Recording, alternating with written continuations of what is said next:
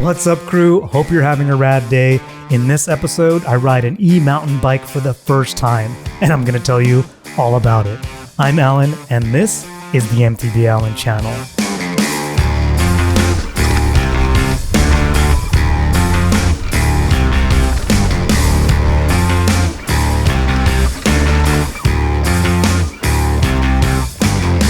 I'm Alan, this is the eMTB Alan channel, and in this episode, I get to try out the newest e-mountain bike from Santa Cruz, the Bullit. My hot take on the Bullit is that it is a DH bike that comes with its own chairlift. Alright, hope you dug this video. Until next week, actually I've got a whole bunch of riding footage on the Bullit. We should probably use that, huh? So I didn't actually plan to ride the Bullit. I was actually just trying to coordinate a ride with Tani, the owner of the Path Bike Shop. We had been trying to coordinate a day for a while, and this day finally lined up. So when he offered to let me ride the Bullit, it was a pretty powerful moment. I asked him how much he would charge, and he said all the way up. Seriously though, huge thanks to Tani and the Path Bike Shop for letting me try out the Bullit for a couple of hours. To be clear, the rental and demo program at the Path is currently on hold. I'm an ambassador for the Path, so I don't want to mislead you. I got to ride the Bullit because Tani was being such a rad trail host and wanted to let me try e-mountain bikes for the first time. This actually brings me to a bit of a side note. This was my first experience on an e-mountain bike, so while I'll be giving you my first impressions on the Bullit, I'll also be talking about my experience with e-mountain bikes in general. Alright, let's do a spec check. The Bullit I rode was the X01 build, which costs around $11,500 American and weighs in at 48.83 pounds or 22.15 kilograms. All the builds but the lowest priced one have an air and coil option. This one had the air spring, so came with the RockShox Super Deluxe Ultimate. The fork is the Fox 38 Float Factory, and we've got 170 millimeters of travel front and back.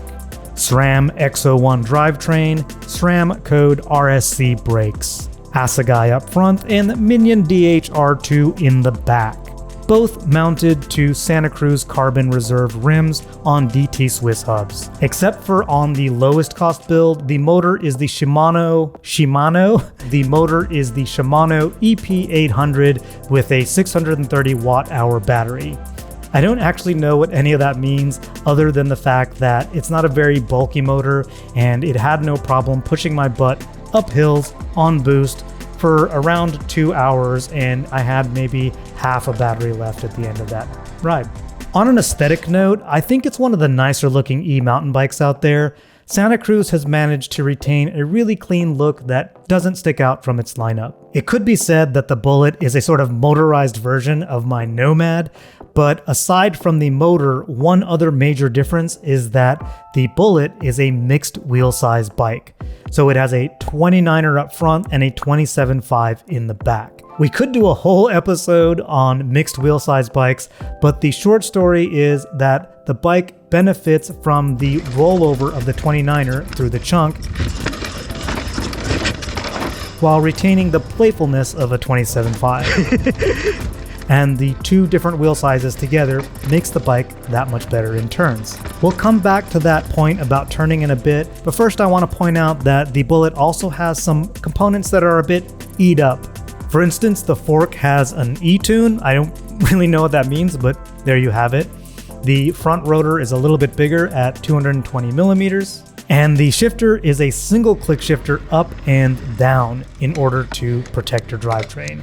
This was something that actually took me a little bit to get used to. I was like, I forgot I couldn't drop a bunch of gears.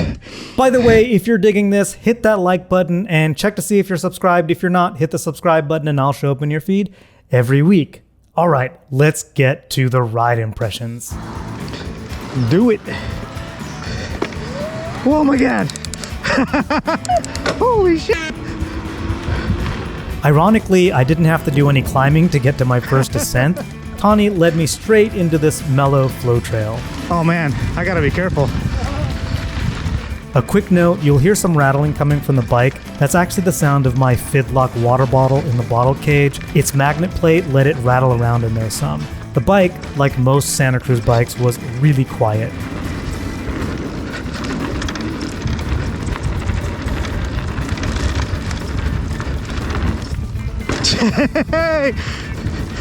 After just a few turns and a couple of jumps, I realized it rides like a Santa Cruz.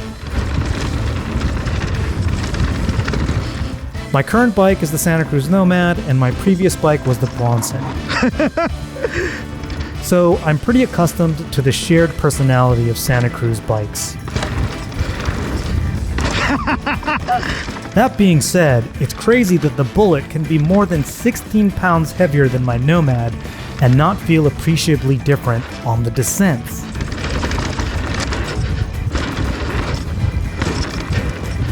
I did find that compared to my Nomad, it did like to be leaned over more in turns.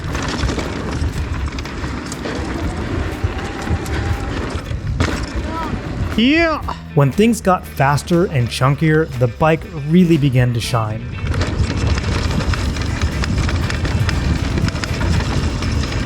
I expected it to be more of an aim and plow kind of bike. And while it seems fully capable of doing that, it was also willing to play. It's stable in a straight line over the chunk, but it is fully willing to change lines and get funky when you want to.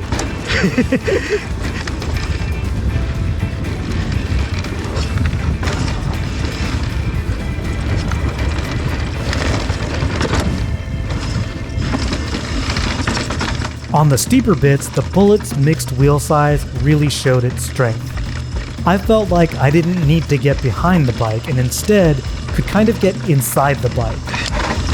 This is generally true of modern mountain bikes, but I felt it even more on the Bullit.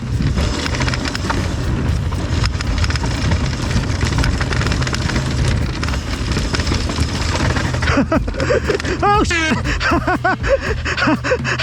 I almost went in the hole.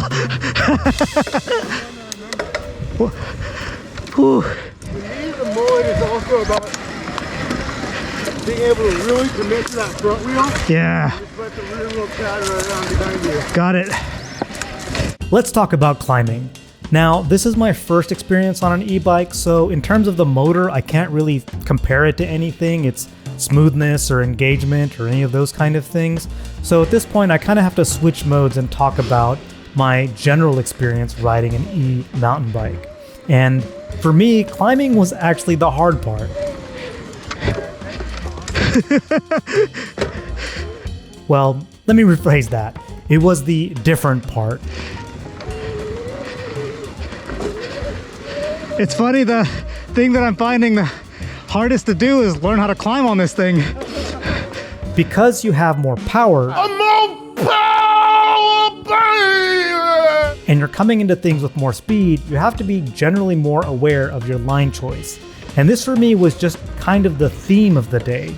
I found that on an electric mountain bike, your brain has to be engaged a lot more than when you're on an acoustic mountain bike.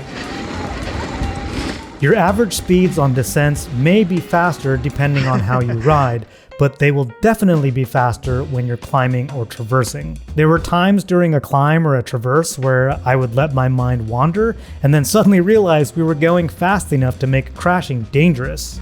So generally you have to stay more mentally engaged. For me, the eMTB experience is its own separate thing from the MTB experience. It's similar to the bike park or shuttling because you're fresher for the descents, but unlike the bike park or shuttling, you're on the bike the whole time. You can go straight from descending right into climbing with no need to rest at the bottom. Dang. Yeah, I let loose on the brakes a lot more on that one. Felt good. And at the top, it can be just a quick check-in before dropping in. The day can be non-stop laps. Granted, this is also preference. I like to keep the sitting around and chit-chat for after the ride, and I think Tani is similar in that regard.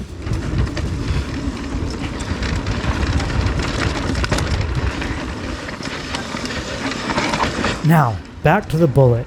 Who is this bike for?